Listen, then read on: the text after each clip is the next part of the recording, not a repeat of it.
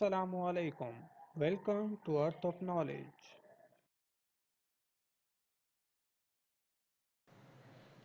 अस्सलाम वालेकुम to all. उम्मीद करता हूँ आप सब ठीक होंगे और my name is Ishaan Ali और आप देख रहे हैं मेरा YouTube channel Earth of Knowledge. और आप अपनी लाइफ को भी इंजॉय कर रहे होंगे। और हमने कुछ ऑर्गेनाइजेशन जो है वर्ल्ड ऑर्गेनाइजेशन को स्टार्ट किया हुआ था, जिसमें हमने सीटो सेंटो और कुछ और ऑर्गेनाइजेशन को भी देखा था। तो सबसे पहले तो मैं आपको यही कहूँगा कि अगर आप मेरे चैनल पर नए हैं तो प्लीज़ मेरे चैनल को सब्सक्राइब करें, लाइक कमेंट भी किया करें ताकि मुझे पता चले कि मतलब क्या क्या वीकनेसेस जो हैं मुझ में मतलब अवेलेबल है, मुझे इम्प्रूव करनी चाहिए। तो हमने कुछ वर्ल्ड ऑर्गेनाइजेशन को स्टार्ट किया हुआ था। तो वर्ल्ड ऑर्गेनाइजेशन में सीटो सेंटो और कुछ और भी ऑर्गेनाइजेशन को हमने जो है वो डिस्कस किया था। हमने यूएनओ को भी, यूनाइटेड नेशंस ऑर्गेनाइजेशन को भी डिस्कस किया, लेकिन उसे कुछ ब्रीफली जो है हमने डिस्कस किया था। लेकिन यूएनओ से रिलेटेड और भी कुछ एमसीक्यू जो हैं वो पीपीएससी, एनटीएस या एफपीएससी में जो है वो आए हुए हैं। तो मैंने सोचा आपके साथ जो है कुछ और भी डाटा शेयर करूं ताकि आपका जो टेस्ट है या एग्ज़ाम्स वगैरह हैं वो आपके क्लियर हो जाएं। तो यूनाइटेड नेशन ऑर्गेनाइजेशन के बारे में आपको मैंने बेसिक जो है एमसीक्यूज वगैरह या उसके उससे रिलेटेड जो बेसिक नॉलेज जो था वो मैंने आपको दिया था, जिसमें मैं आपको बताता चलूँ उस जिसमें आपको डेफिनेशन बताई थी और इसका secretary general, headquarters, founded, official languages and founders जो है वो मैंने आपको बताए थे। तो इसके अलावा जो है कुछ डाटा है जो पेपर में आपसे पूछा जा सकता है, एमसीक्यूज वगैरह आपको पेपर में आते हैं, वो मैं आपको बताना चाह रहा था। तो सबसे पहले तो आपको यूएनओ के बारे में पता होना चाहिए। इसको यूएनओ भी कहते हैं, यूएन भी कहते हैं। UN United Nations Organization. और इसमें जो है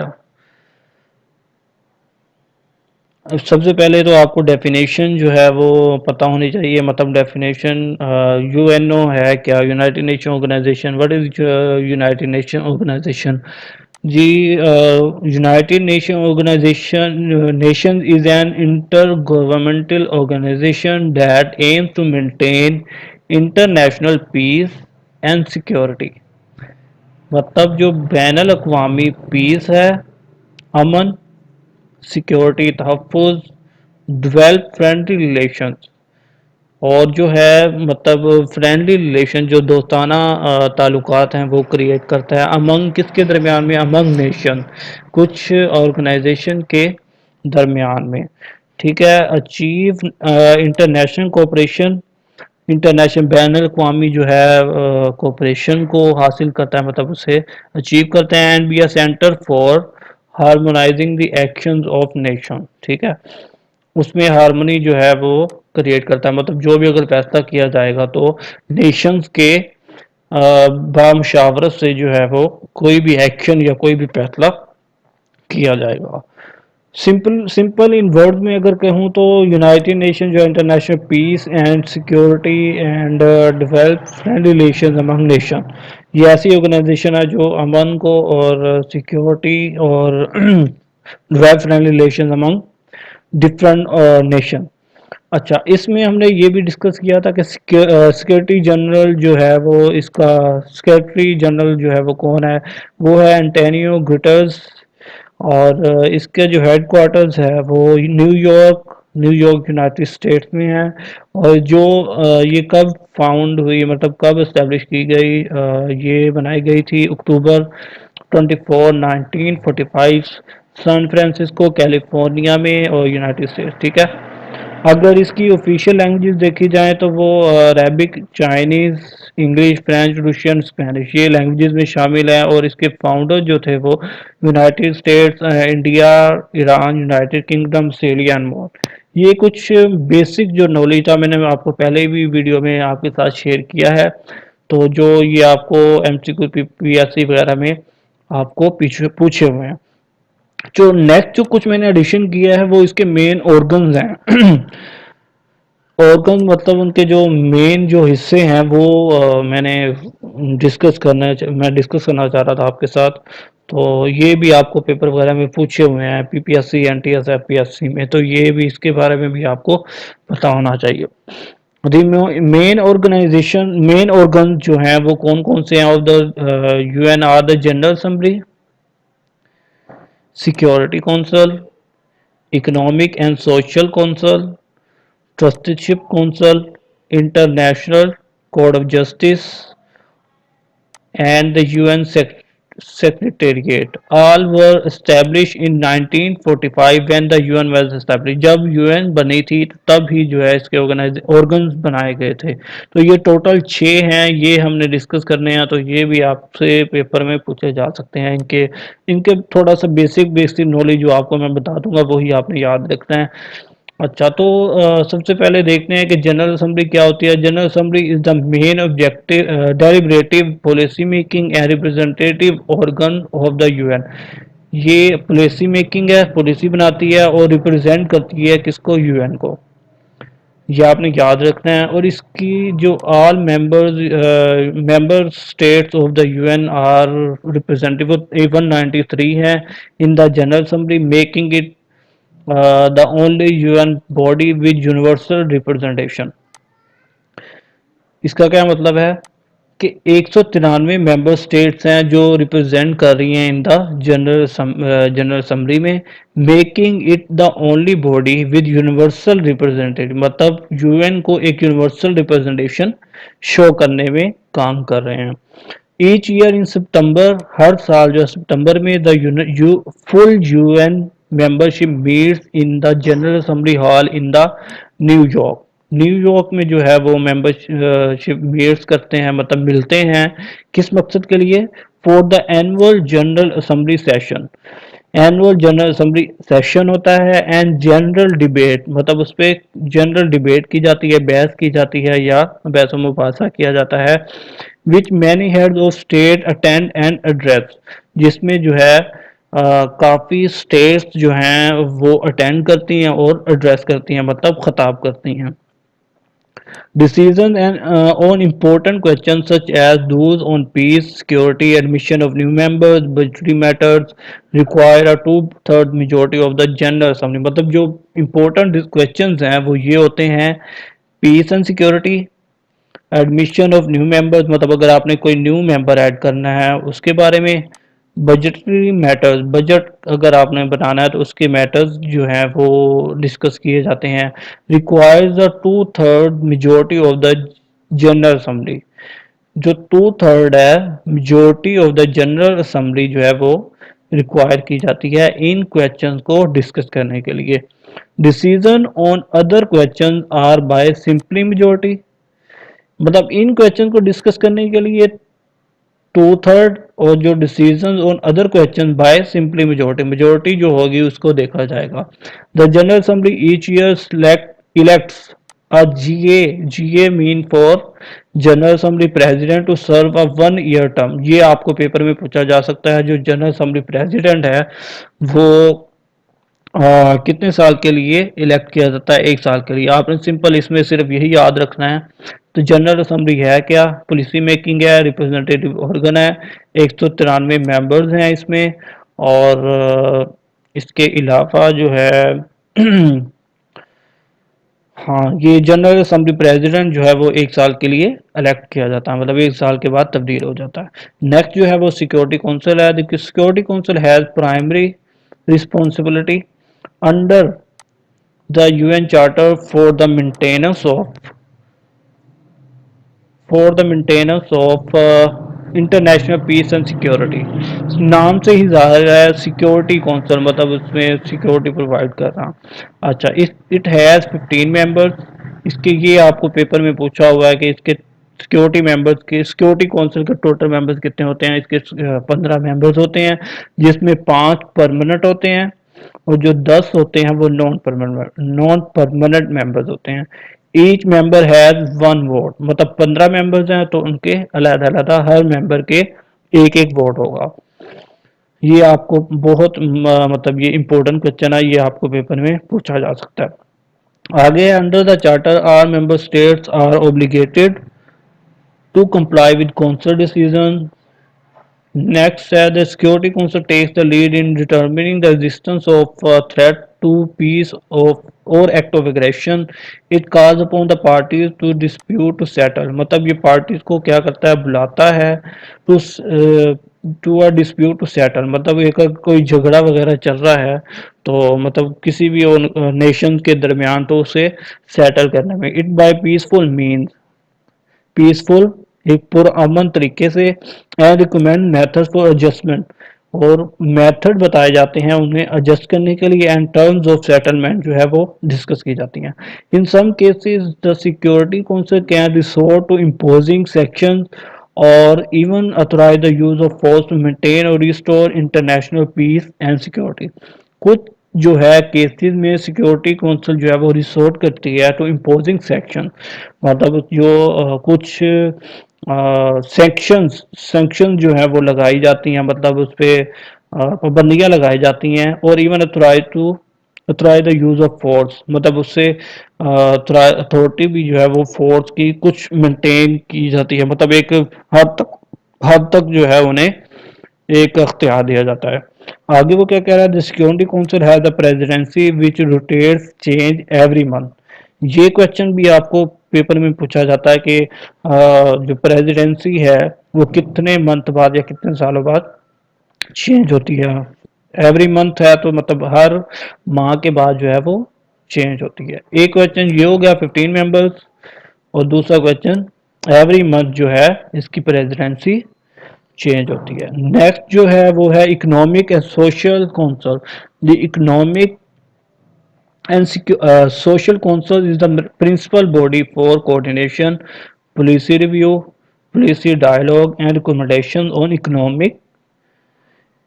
क्या करती है, principal body for coordination, coordination के लिए, ताउन करने के लिए, पॉलिसी रिव्यू करती है और पॉलिसी डायलॉग एंड रिकमेंडेशन देती है किस पे, ऑन इकोनॉमिक, इकोनॉमिक, सोशल और इन्वायरमेंटल इश्यूज पे, as well as implementation of internationally agreed development goals.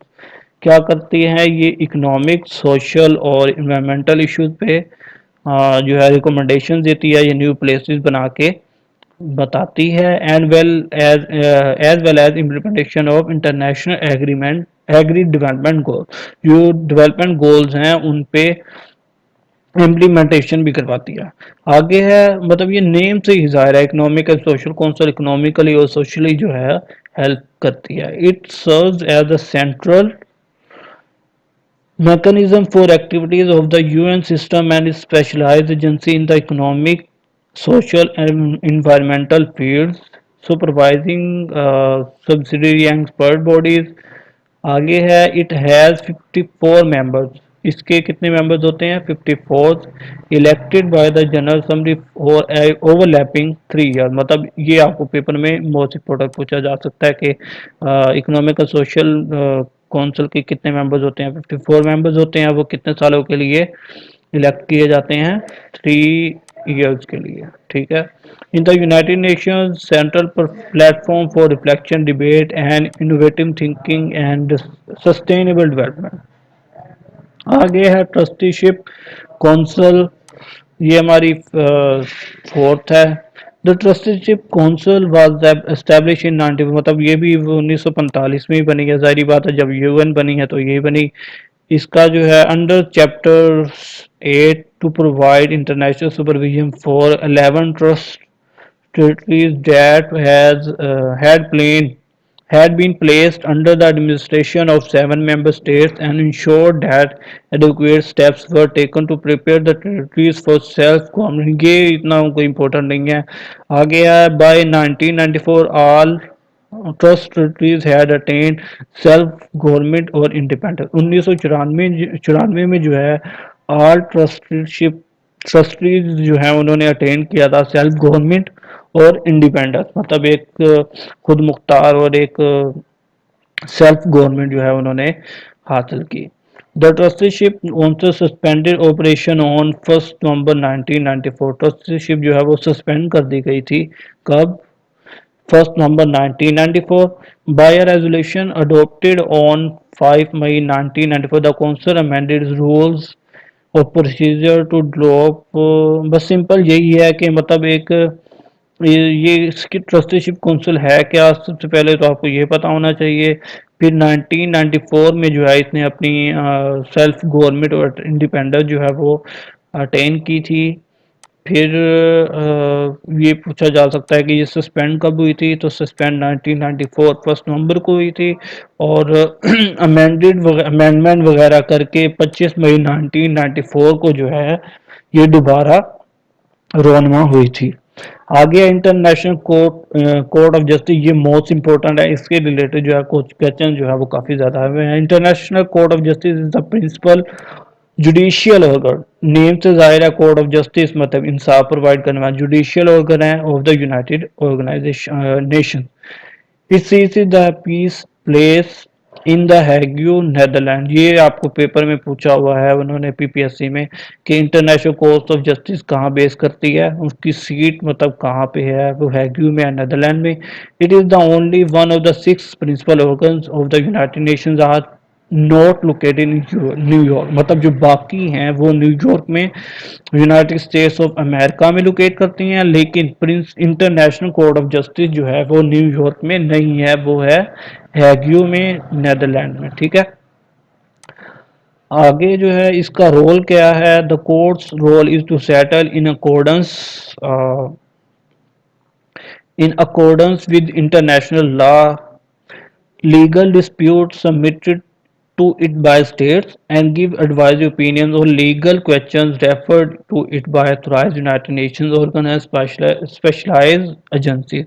मतलब इसका जो बेसिक रोल वो ये है कि इंटरनेशनल लॉ के मुताबिक, लीगल डिस्प्यूट के मुताबिक जो है वो एडवाइजरी ओपिनियन देना और क्वेश्चन जो है वो उसको ऑथराइज करना और उनको मतलब सोल्व करने की कोशिश करना, लीगली जो है वो एक हेल्प प्रोवाइड कर रही है। आगे है सेक्रेटेरिएट, लास्ट वन है, तो ये भी इतनी इम्पोर्टेंट नहीं है, इसमें ये सबसे ज़्यादा इम्पोर्टेंट जो है वो हमारी इंटरनेशनल कोर्ट ऑफ जस्टिस। अच्छा चले इसे भी देख लेते हैं। The secretariat comprises the Secretary General and tens of thousands international UN staff members who carry out the day-to-day work of the UN as mandated by the General Assembly and the organization other principal organ। मतलब ये क्या है, comprises the Secretary General पर comprise है मतलब मुश्तमिल है, and 10,000 of international UN staff member, और इसके मेंबर जो है वो 10,000 यूएन स्टाफ मेंबर्स हैं। Who carry out the day to day work, मतलब जो डेली का काम जो है वो कर रहे हैं as mandated by the General Assembly, General Assembly जिन्हें जो है उस पर जो लाजम किया हुआ है, एंड ऑर्गेनाइजेशन अंदर अदर प्रिंसिपल ऑर्गन, वो जो दूसरी ऑर्गेनाइजेशन जो ऑर्गन्स हैं उन्होंने भी कुछ काम जो है उसे असाइन किए हुए हैं। The Secretary General is chief administrative officer of the organisation, मतलब ये चीफ एडमिनिस्ट्रेटिव एडमिनिस्ट्रेशन का काम जो है वो कर रही है of the organisation, appointed by the General Assembly, जो जनरल असेंबली ने इसे अपॉइंट किया हुआ है on the recommendations of Security Council. Security Council ने जो है इसे रिकमेंड किया था for a 5 year renewable term, मतलब इसको 5 साल के लिए सेक्रेटरीट को बनाया गया है, जो मतलब डे टू डे एक 10,000 जो स्टाफ जो है वो काम करने लगा हुआ है दूसरी ऑर्गेनाइजेशन के लिए, जिसको रिकमेंड किया था सिक्योरिटी काउंसिल ने, 5 साल के लिए बनाई गई है। तो इसके बाद जो है रिन्यूएबल जो है टर्म इसको किया जा सकता है। मेन जो क्वेश्चन है सिर्फ यही है अभी फिलहाल कि 5 साल के लिए बनाई गई है। आगे ये पूछा जा सकता है कि इसके स्टाफ मेंबर्स कितने हैं, 10,000 स्टाफ मेंबर्स हैं। और 5 साल के लिए रिकमेंड किसने किया था इसको, सिक्योरिटी काउंसिल ने जो है वो 5 ईयर्स के लिए इसको रिकमेंड किया था। आगे है UN staff members are recruited internationally and locally and work in duty station and on peace keeping mission all around the world. UN staff members are recruited मतलब उन्हें रिक्रूट किया था, उन्हें रखा गया है इंटरनेशनली एंड लोकली, बैन अवी भी और उस कंट्री से भी, मतलब न्यूयॉर्क से भी। And work in duty station on peace keeping mission, मतलब जो पीस कीपिंग मिशन हैं उस पर उनको ड्यूटीज असाइन की गई हैं ऑल अराउंड द वर्ल्ड, पूरी दुनिया में। But serving the cause of peace in a violent world is a dangerous occupation. Since the founding of the United Nations, hundreds of brave men and women have given their lives in its, मतलब काफ़ी ज़्यादा जो है इस organisation में काम कर रहे हैं, तो उन्होंने अपनी जो है लिव भी जो है सर्विस में काफ़ी दी हुई हैं। सबसे इम्पोर्टेंट जो है इंटरनेशनल कोर्ट ऑफ जस्टिस है, ट्रस्टीशिप काउंसिल है, इकोनॉमिक एंड सोशल और जनरल असम्बली है। इसमें जो कुछ मेन जो पॉइंट जो मैंने आपको बताए हैं वो आपको पेपर में पूछे जा सकते हैं, जो लाइक 193 मेंबर्स यहाँ से, और यहाँ से इसके 15 मेंबर्स, जो 5 जो हैं वो परमानेंट होते हैं और 10 जो हैं वो नॉन परमानेंट होते हैं। और इसके अलावा इकोनॉमिक सोशल के कितने मतलब हैं मेंबर्स, 54 मेंबर्स हैं, और जो 3 इयर्स के लिए जो है वो इलेक्ट किए जाते हैं। और इसके अलावा ट्रस्टीशिप में सिर्फ यही है कि 1994 में जो है इसने अटेंड किया था, इंडिपेंडेंस में मतलब मिली थी इसे। और सस्पेंशन कब हुई थी? 1994 में ही 1 नवंबर को। और फिर 25 मई 1994 में जो है वो इस अमेंडमेंट करके दोबारा ये रोनमा हुई थी। इसके अलावा इंटरनेशनल कोर्ट ऑफ जस्टिस है, ये भी हमने डिस्कस कर लिया, ये मोस्ट इम्पोर्टेंट है। और उम्मीद करता हूँ आपको समझ आ गई होगी। और ये था हमारा आज का टॉपिक। तो मैं उम्मीद करता हूँ यूएनओ के बारे में मैंने अपना जो है सारा नॉलेज, जो इम्पोर्टेंट क्वेश्चंस हैं जो आपको पेपर में पूछे जा सकते हैं, वो मैंने आपको बता दिए हैं। तो अपना ख्याल रखिएगा। और अगर आपने मेरा चैनल सब्सक्राइब नहीं किया हुआ तो प्लीज़ मेरा चैनल सब्सक्राइब करें। बहुत बहुत शुक्रिया। ओके, अपना ख्याल रखिएगा। ओके, अल्लाह हाफिज़। Thanks for watching. Please subscribe this channel for more videos. Thank you.